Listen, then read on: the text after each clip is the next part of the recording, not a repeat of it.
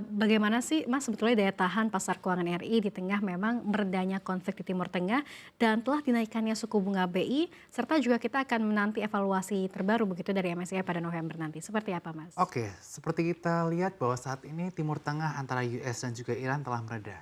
Sehingga tentu saja terjadi penurunan harga oil price, di mana saat ini Brent oil price berada di angka kisaran 76 USD per barel atau di bawah angka 80 USD per barel.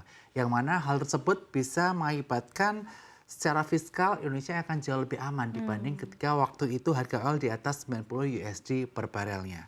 Selain itu tentu saja berbagai upaya telah dilakukan oleh pemerintah Indonesia melalui Bank Indonesia dan Kementerian Keuangan yang akhirnya menaikkan suku bunga di mana tahun ini telah menaikkan di angka 100 basis point dari 4,75% ke 5,75%.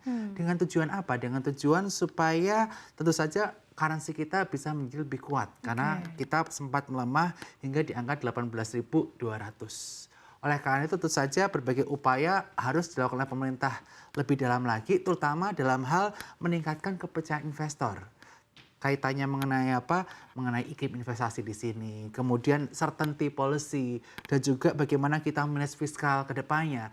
Karena yang nanti dinanti oleh para investor adalah di bulan Juni nanti akan ada pengumuman dari S&P kaitan mengenai outlook dan juga rating Indonesia. Dan tentu saja kita harapkan outlook kita at least seperti Moody's maupun Fitch lah. Mereka dari stable turun ke negatif, tetapi ratingnya tetap. Nah itulah yang kita inginkan di S&P nanti. Tetapi ini investor masih wait and see kaitannya mengenai hal tersebut. Selain tentu saja yang tadi malam diumumkan oleh MSCI bahwa Indonesia ini memang masih bertahan di emerging market. Akan tapi evaluasi lanjutan akan terus dilakukan sampai bulan November nanti. Mengapa? Karena adanya dugaan dari MSCI bahwa adanya keterbukaan investor yang masih belum clear di Indonesia dan juga kaitannya mengenai coordinate trading walaupun hal tersebut belum bisa dibuktikan juga. Tetapi kita apresiasi langkah yang telah dilakukan oleh OJK dan Bursa Efek Indonesia kaitan mengenai keterbukaan di atas 1%, kemudian perubahan data atau klasifikasi investor dari 9 ke 39, high shareholder concentration, hingga akhirnya nanti ada roadmap hingga 15% untuk free float yang perlu kita apresiasi. Tapi tentu saja kita harapkan dengan hal ini Bursa Efek Indonesia segera melakukan komunikasi lanjutan kepada MSCI. Apa sih yang kurang dari pasar modal kita?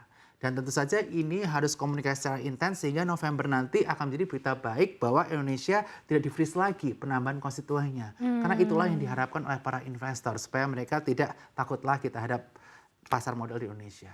Baik, menurut Anda sendiri Mas Bernard, apakah memang walaupun pada saat ini rilis evaluasi dari MSCI masih mempertahankan posisi Indonesia di emerging markets, apakah pada November nanti yang akan datang apabila mungkin bagi MSCI tidak ada perubahan yang sangat cukup signifikan begitu ya pada pasar keuangan ataupun pasar modal RI, apakah mungkin nanti kita diklasifikasi menjadi frontier market? Seberapa besarkah potensi tersebut? Kalau menurut pandangan saya potensi kita diturunkan ke frontier market sangatlah kecil, di bawah 10%. Kenapa? Karena market kita terlalu besar untuk masuk ke frontier market, di mana kita secara market cap, jika kita bandingkan dengan Vietnam, kita 3 kali lipatnya.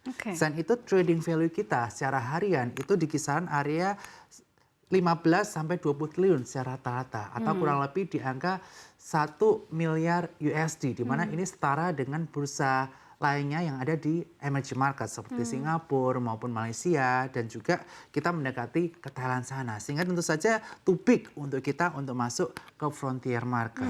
Oleh karena itu yang paling penting dilakukan saat ini adalah supaya Bursa Efek Indonesia bersama-sama dengan OJK untuk terus melakukan komunikasi secara intensif dengan MSCI. Apa yang perlu dilakukan atau direformasi lanjutkan untuk Bursa Efek Indonesia sehingga lebih menarik investor asing dan juga bisa fulfill requirement dari MSCI. Sebagai contoh, berbagai kebijakan bursa yang memang dari sisi investor lokal atau investor domestik yang cukup mengganjal adalah kaitannya mengenai FCA misalnya. Apakah FCA ini bisa dikaji ulang? Kemudian kaitannya mengenai keterbukaan kode broker ketika market sedang running.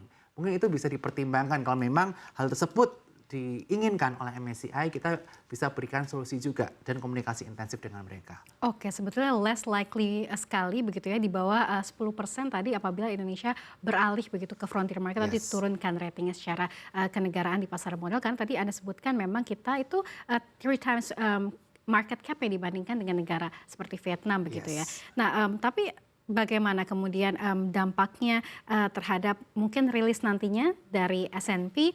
Apakah memang sejauh ini ada peluang untuk penurunan rating ataupun outlook dari S&P sendiri? Kalau melihat hasil kaitannya mengenai fiskal kita atau APBN kita hingga akhir Mei 2026, kita bisa melihat bahwa saat ini defisit fiskal kita tuh masih sangat kecil, di kisaran 170 triliun rupiah atau di Oke. kisaran hanya sekitar 0,7%, which is itu sangatlah kecil dan kita masih memenuhi ketentuan Undang-Undang Keuangan Negara di mana defisit fiskal kita less than 3% atau kurang dari 3%. Oleh karena itu, saya cukup optimis bahwa S&P masih akan menyamakan ratingnya dengan sebelumnya, walaupun mungkin ada probability untuk penurunan outlook dari stable ke negatif mengikuti Fitch dan juga Moody's, tetapi hal ini perlu menjadi catatan oleh pemerintah. Oke. Oleh karena itu dari sisi pemerintah kita harus terus berupaya melakukan istilahnya penghematan budget seperti yang menjadi sorotan-sorotan dari lembaga-lembaga rating lainnya. Bagaimana kita mengolah budget kita untuk program prioritas kita seperti MBK atau KMP, dan bagaimana pertanggungjawabannya, bagaimana dampaknya terhadap pertumbuhan GDP kita itu harus bisa dijustifikasi. Jika tidak, kita tentu saja efisiensi merupakan hal yang tepat untuk kita lakukan mengenai dua proyek strategis tersebut.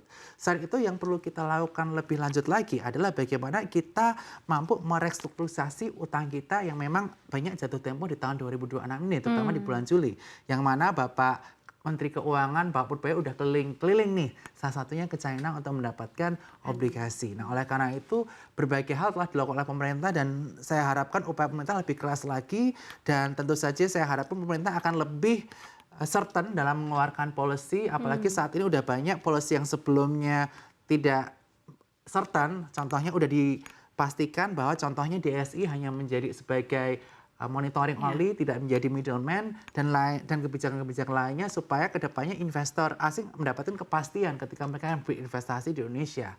Oleh karena itu ya kita harapkan pemerintah bisa bekerja keras untuk meyakinkan kembali investor asing untuk masuk ke Indonesia.